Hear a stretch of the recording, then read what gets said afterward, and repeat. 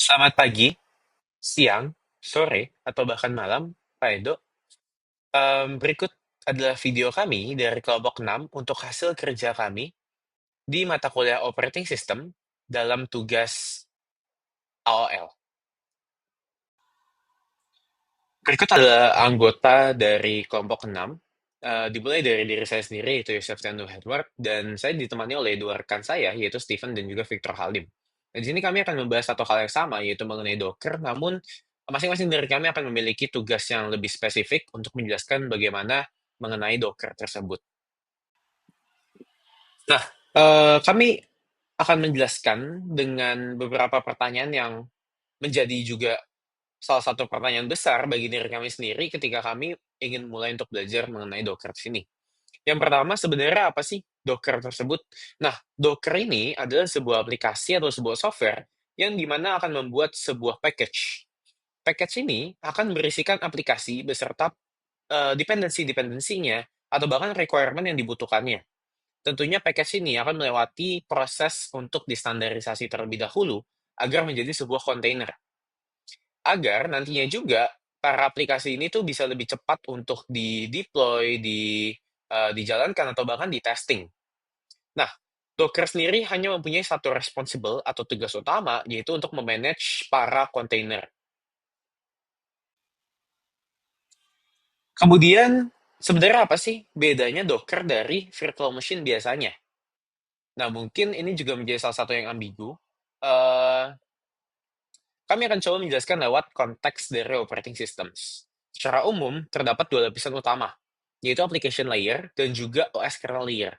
Secara singkatnya, application layer adalah di mana tempat aplikasi akan berjalan dan juga berinteraksi dengan OS melalui sistem API atau sistem call. Nah, kalau OS kernel layer, ini adalah inti dari OS tersebut, yang nanti akan bertanggung jawab untuk mengelola sumber daya perangkat keras, seperti contohnya CPU-nya, memorinya, atau bahkan storage-nya. Mengenal konteks tersebut lebih jauh lagi, kami membedakannya lewat 4 poin yang sudah kami garis bawahi. Yang pertama, itu adalah virtualization layer-nya. Sebuah Docker itu hanya memvirtualisasi application layer-nya aja. Sehingga aplikasi dalam Docker container berbagi kernel dengan host machine dan tidak memerlukan kernel OS-nya. Sedangkan virtual machine itu akan memvirtualisasi application layer dan juga OS kernel yang menandakan nantinya ketika kita mau menjalankan sebuah aplikasi tersebut dari virtual machine-nya, berarti kita akan menggunakan guest OS-nya, bukan host kernel-nya. Oke? Dan yang kedua, itu adalah dari compatibility-nya. Seberapa kompabilitas virtual machine dan juga Docker. Yang pertama, mungkin dari si Docker tersebut, itu Docker dapat memungkinkan semua aplikasi untuk berjalan di OS yang sama. Dan sebuah virtual machine itu memungkinkan kita untuk menjalankan virtual machine dengan hardware apapun. Contohnya mungkin kita pengen jalanin Linux pada Windows, seperti itu. Nah, yang ketiga, di poinnya ini adalah dari memory size-nya atau ukurannya. Virtual machine itu umumnya ya punya ukuran yang lebih besar dan berat karena apa? Karena mencangkup full operating system yang bisa sampai beberapa GB. Sedangkan Docker itu hanya bawa aplikasi dan juga dependensinya. Yang yang dimana itu hanya bakal memakan sekitar puluhan megabyte aja. Nah, di poin yang keempat, ini mengenai waktu booting atau booting time-nya. Secara waktu, Docker itu hampir instan untuk dijalankan, karena tidak perlu untuk nge-boot OS-nya.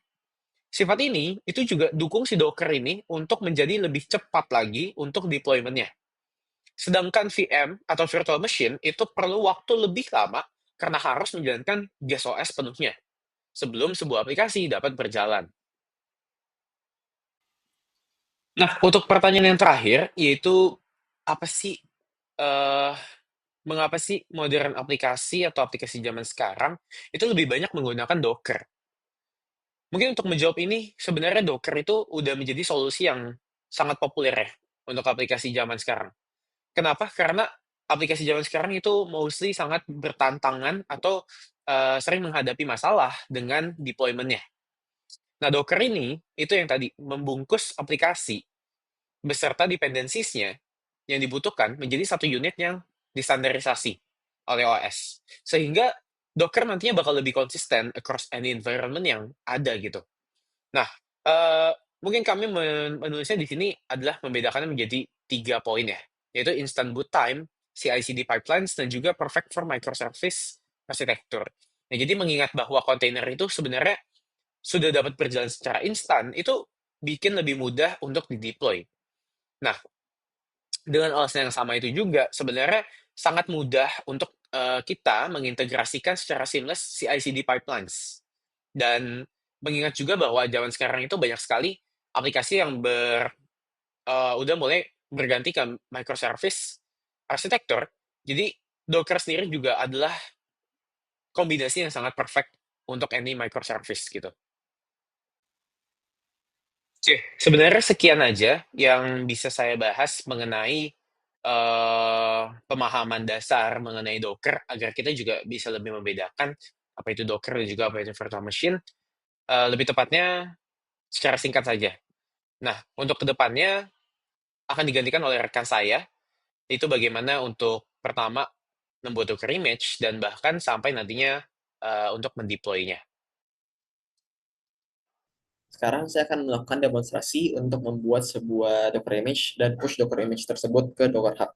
Docker image sendiri dapat kita katakan sebagai sebuah file yang berisi hal apa saja yang diperlukan untuk menjalankan sebuah aplikasi, seperti code-nya, dependensinya, dan hal-hal lainnya.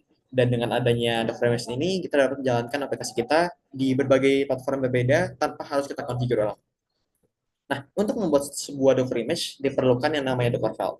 Dan di sini sudah terdapat Docker file yang saya buat untuk membuat image dari aplikasi atau website Laravel di sini. Dan Docker image ini terdiri dari beberapa hal. Yang pertama itu adalah yang from PHP ini adalah untuk set environment dari image kita agar punya PHP 8.2 dan Apache. Setelah itu kita akan melakukan beberapa instalasi dependensi dan juga extension gitu, di bagian sini. Dan setelah kita configure environment buat image kita akan memindahkan semua code kita yang dari directory kita sendiri ke directory kontainernya. Makanya di bagian sini ada yang copy titik lalu directory dari kontainer yang ini. Di mana titik ini berarti kita akan copy semua hal yang ada di directory sekarang ke directory kontainer ini var/ww/html. Nah, setelah kita copy, di sini akan ada beberapa hal yang kita ignore, di mana hal yang kita ignore akan kita taruh di dalam file.docerignore. Di Docker Ignore ini sendiri terdapat such vendor, di mana such vendor ini adalah library untuk project Laravel kita yang nantinya sebenarnya dapat kita download ulang di kontainernya. Makanya di sini ketika kita pindahin semua code-nya ke dari tadi kontainer, kita exclude si vendornya. Gitu. Setelah itu di sini kita dapat set working directory di mana kita memindahkan directory kita yang di kontainernya menjadi var www.html dan baru kita akan menjalankan atau menginstall komposernya. Dan setelah kita install Composer, kita bisa menjalankan Composer install untuk mengenerate ulang vendornya, tapi langsung generate ulang vendor itu di image-nya tadi. Gitu. Nah, ini baru Docker file-nya, jadi ini baru komen-komennya apa saja, tapi belum kita jalankan. Untuk menjalankannya, pertama-tama kita harus nyalain Docker-nya dulu. Dan untuk nyalain Docker-nya, di sini saya akan menggunakan Docker Desktop. Di sini yang udah nyala. Dan di Docker Desktop ini harusnya ada beberapa image yang udah pernah kita buat. Jadi sekarang ini belum ada image yang sekarang ini ingin kita buat karena emang belum kita jalanin komen-komennya. Dan untuk kita build, kita bisa langsung saja membuat Docker image-nya dengan cara kita ketik Docker build maintain. Lalu di sini kita bisa kasih nama untuk Docker image kita. Misalkan flow connect titik dua latest. Lalu karena kita ingin ambil Docker file dari directory sekarang, kita tinggal kasih aja titik. Lalu kita enter. Di sini dia akan build Docker image kita.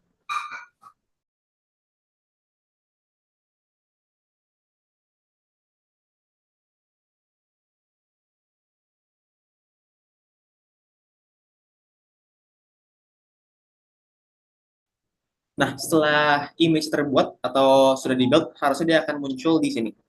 Nih, sudah ada ya untuk cloud connect-nya, duration-nya 2 menit, terus dibuatnya itu 2 menit lalu. Nih, ini udah ada buat Docker image kita. Nah, Sekarang Docker image-nya itu baru di-build dan taruh di lokal. Untuk nantinya bisa kita gunakan, kayak kita pakai app service, kita harus push atau kita taruh Docker image ini ke Docker Hub. Dan caranya, kita bisa langsung aja Docker tag, kita akan kasih dulu tagnya untuk Docker image lokal kita tadi, di mana Docker image lokal kita tadi namanya itu lao connect titik dua latest. Misalkan nantinya kita akan push ke Stephen GNB slash lao connect titik dua. Misalkan ini karena versi pertama kita kasih 0,1, berarti kayak gini aja. Terus setelah kita tag baru akan kita push. Jadi docker push Stephen GNB slash lao connect titik dua 0,1. Enter.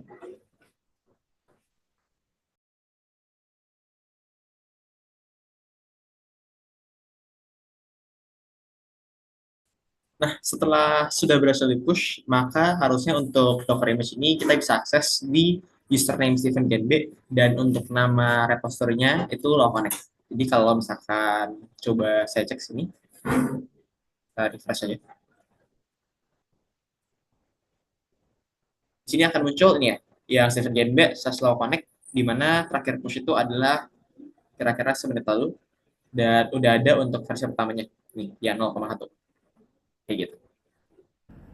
Baik, sekarang saya akan mendemokan untuk yang bagian deploy website gitu. Jadi yang di bagian sebelumnya kan dibahas ya sama Steven, yaitu dari bentuk project gitu. Kita bikin image-nya pakai Docker file, habis itu akhirnya di-push di Docker Hub gitu. Nah sekarang aku bakal lanjutin buat yang bagian selanjutnya, yaitu untuk deploy si website ini dari Docker image yang udah kita push di Docker Hub gitu. Nah, di sini kita bakal pakai service dari Azure ya, namanya itu Azure Web Service gitu. Nah, jadi di sini ya pastiin aja ya buat di step ini tuh kita udah punya image yang siap buat kita deploy gitu. Jadi website kita gitu. Oke, kalau udah palingan sekarang kita bisa ke portal Azure-nya aja. Bisa langsung dibuka aja si portal Azure-nya. Habis itu di sini sekarang kita bakal bikin app service baru ya. Di sini kalau nggak langsung muncul di atas, kita bisa langsung ketik aja app service gitu. App services. Habis itu kita klik create dan pilihnya yang web app aja gitu. Nah, kalau udah di bagian fieldnya, sekarang kita bakal bikin pertama tuh resource group baru gitu. Jadi di sini create new aja, habis itu namain aja lao connect buat nama projectnya, habis itu dash rg. RG ini singkatan dari resource group ya, gitu. Jadi klik aja OK. Buat penamaannya sebenarnya bebas, tapi di sini biar rapi aja, aku pakainya dash habis itu RG gitu. Nah, buat web app name-nya, di sini kita kasih aja langsung nama webnya yang kita mau bikin, yaitu lao connect. Habis itu di sini harusnya kita bisa langsung uncheck aja yang ini, biar dia tuh nama hostnya, nama domainnya itu tuh bisa langsung laoconnect.azurewebsite.net gitu, lebih bagus. Terus habis itu di sini buat publish-nya kita pilih yang container. Kenapa pilih container? Karena kita tuh udah punya suatu image yang kita mau langsung deploy gitu. Jadi kita pilihnya langsung container aja buat ambil container kita. Habis itu OS-nya pilih yang Linux. Nah, region-nya di sini kita pilih yang paling dekat aja gitu. Jadi di sini aku bakal pilih yang Southeast Asia. Nah, buat pricing plan-nya sendiri, di sini kita bisa bikin yang baru ya. Di sini bikin baru aja namanya lao connect dash plan gitu biasanya. Terus habis itu di sini buat pricing plan-nya sendiri sebenarnya bisa pilih beberapa paket ya di sini ya. Cuman palingan kita bakal pakainya yang basic aja ya. Karena dia yang paling murah gitu. Nah, terus kalau udah kita bisa lanjut ke yang bagian container. Nah, di sini kita bakal sesuaiin ya. Karena kita itu tuh pakainya container dari Docker Hub, di sini kita langsung pilih aja yang other container registries. Terus habis itu di sini dia langsung default ke Docker Hub. Jadi kita langsung aja yang ini samain public. Habis itu yang ini kita ganti jadi Docker IO aja gitu. Gak perlu pakai si index ya. Docker.io gitu. Nah, terus buat yang bagian image and tag di sini kita bakal sesuai nih. Kita bakal sesuaiin sama yang kita udah bikin image-nya di Docker Hub kita. Di sini namanya berarti Victor Halim /loconnect gitu. Nah, untuk tag-nya sendiri di sini aku pakai latest gitu buat si tag image-nya. Ya udah, kita samain aja. Berarti di sini kita bikin aja di sini pertama usernya dulu Victor Halim, habis itu slash /law connect, habis itu titik 2 tag yang di image kita gitu. Kita taruh aja latest gitu. Di sini aku cek sekali lagi. Proses /law connect, habis itu latest. Victor Halim slash /law connect, habis itu latest. Oke, udah bener. Sekarang kalau udah, kita bisa lanjut ke yang langsung bagian review plus create aja.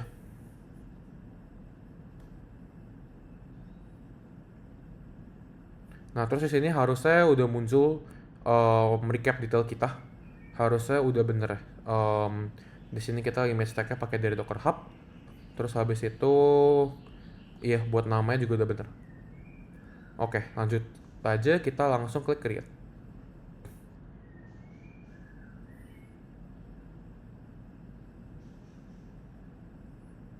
Nah, harusnya di yang bagian ini kita tinggal tunggu aja.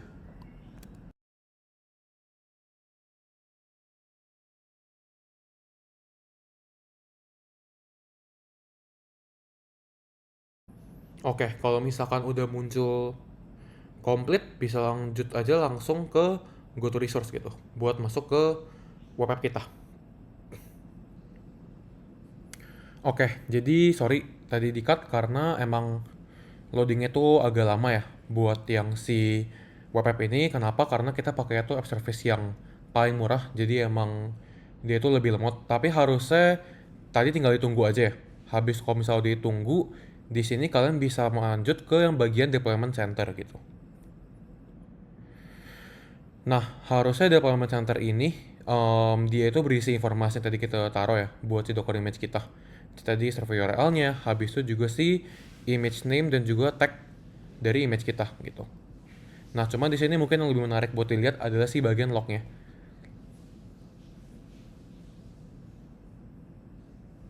Nah, ini ditunggu aja. Nah, harusnya kalau kalian lihat di bagian lognya, ini tuh kayak berisi istilah status daripada si kontainer kita gitu. Jadi bisa dilihat yang pertama itu dia bakal nge-pull image yang tadi kita udah specify di bagian settingsnya. Habis itu di sini ya dia nge-pull, terus habis itu akhirnya kalau misalkan emang dia udah pull, dia bakal nge-start si kontainer ya gitu. Nah, terus kalau misalkan udah, akhirnya dia bakal, iya, nyesuaiin si site sama si kontainernya, habis bisa started gitu. Dan di sini, kalau emang kita coba buka si webnya, harusnya di overview tuh udah ada langsung domain kita. Dan ini juga sebenarnya alasan kenapa kita tuh pakai si web app service dibanding service lain di Microsoft Azure, karena kemudahan dia dan juga dia tuh langsung nyediain domain gitu. Dibanding kalau misalkan kita pakai service yang lain, kadang-kadang dia cuma kasih public IP, tapi di sini dia bisa langsung ngasih kita domainnya gitu. Dan sekarang kalau misalnya kita coba masuk ke webnya, dan web kita udah ke deploy. Sesimpel itu.